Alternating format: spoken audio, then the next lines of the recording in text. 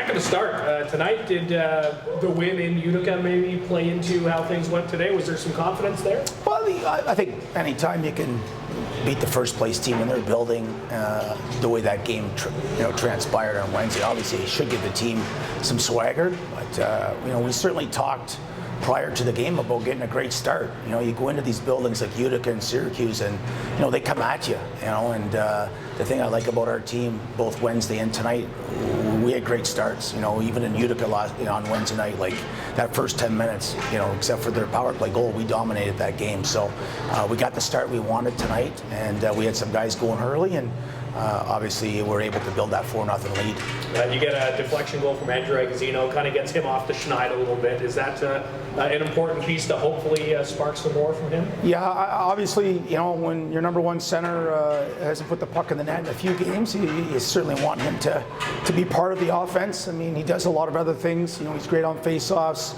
Big part of our penalty kill. He usually goes over the boards first. So he certainly does a lot of the little things that maybe goes a little bit unrecognized.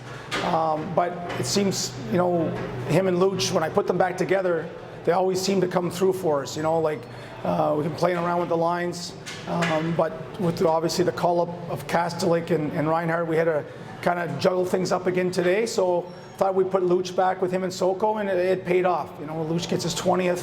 I thought he was excellent tonight, and that line was going. But there was no passengers tonight, from the 11 forwards, from Perzy and Wilkes, who hadn't played in weeks. I could honestly say there was no passengers tonight. Yeah, I was going to ask about Perry and Wilkie specifically because of that gap for them. It seemed like they were pretty excited to get back in there and made the most of it. Well, at the end of the day, guys want to play games, and they've been real good pros, working hard in practice, doing extra with Sexy and Belzy, and certainly understand this time of year, when you got some continuity in the lines, and it's pretty hard to break up the Bishop, Wedman, and Sabrin line. I thought they were excellent from start to finish again tonight, and I've certainly found an identity and have done a lot of great things. So, all of a sudden, a couple guys get squeezed, but they came in and the energy was there and the enthusiasm was there. You're just worried about a little bit of rust from making plays, but I thought they were fine. They might have got caught in D zone maybe. Once in the first, maybe once in the second, but we spent a lot of the second period defending, and we knew coming into the second period that they were going to make a huge push, and they're the best team in our conference for a reason, and I'm sure their coach had a few choice words for them at 4-0. So, but as Petey said after the second intermission, we didn't give up a ton of great A's. We spent a lot of time defending in the second period, but not a lot of quality chances, and then the third period was more of a back and forth. So overall, I loved our game tonight. And you get Colby Williams kind of sparking the guys with a fight as well. Is that something you've seen from him in the past? Yeah, Willie, one of those guys that people don't recognize. That's he's got some offensive flair that people don't really realize. He's born for this type of year. Scored a big goal the other night, and I knew that when Thompson decided to drop the gloves with Willie, that he probably didn't know what he was getting himself into, because I've seen that plenty of times over the years with him as one of my players.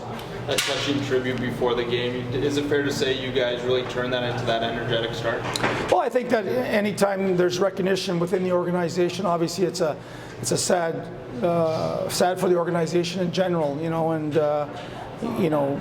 two daughters lost their dad, and you can talk about the ownership and being in part of the NHL and owning the Senators and the B-Sens, and at the end of the day, there's family involved too. So I thought that I thought we did a really good job tonight prior to the game of honoring him, and then the drop of the puck. So I guess all in all, it was a real good evening. And then just with your lineup, you have some hard decisions to make. You mentioned Wilkie and Pareg jumping in, but you also got Victor Lodin coming over from Sweden. How do you kind of manage getting all these guys playing time? Well, Reinhardt's been a staple for us for 2 seasons now, so he's an automatic for us tomorrow. He's going in now. Whether we stick with 11-7 or go 12-6, that's something we'll have to discuss here post-game or in the morning. And for Lodin, my message to him this morning was, we'll do the optional skate tomorrow, then him and I will talk. We really wanted to get him in this weekend. I told him Monday at the absolute latest. just depending how his legs are. Now, he did tell me this morning his legs were feeling a lot better. He did skate Wednesday when we were in Utica, went on the ice with Ben Sexton on Thursday on the off day for everybody else, and had his first real team, and I wouldn't even call it a practice, obviously it was a pregame skate this morning. So he did some video with Sexy, because there's a lot of systematic play that he has to learn, but he's such a skilled player. He's got some highlight type goals. Obviously he's a draft pick. Organizations think very highly of him. You know, he went to this first Sens game last night. His dad's in town, so he's going to get in. It's just a matter of us deciding whether it's tomorrow, if he's ready. If he tells me he's ready tomorrow, he's going to play tomorrow night. If he thinks he needs a couple more days, then we'll wait till Monday, but ultimately it'll be his call. Gus, will you go back with him tomorrow in a 4-point game against Rochester? Well, tomorrow, you know, every game is important, but obviously tomorrow night's the biggest game of the season. And is it a must-win? Absolutely not, but certainly the biggest game we've played this season. So going to talk to Petey and the coaching staff. Our intentions was either to go McNiven tonight and Gus tomorrow, or go back-to-back with Gus. That's what we talked about yesterday. So I'll talk to Petey about the workload and go from there. But you're probably making a good assumption that Gus will probably get the start tomorrow.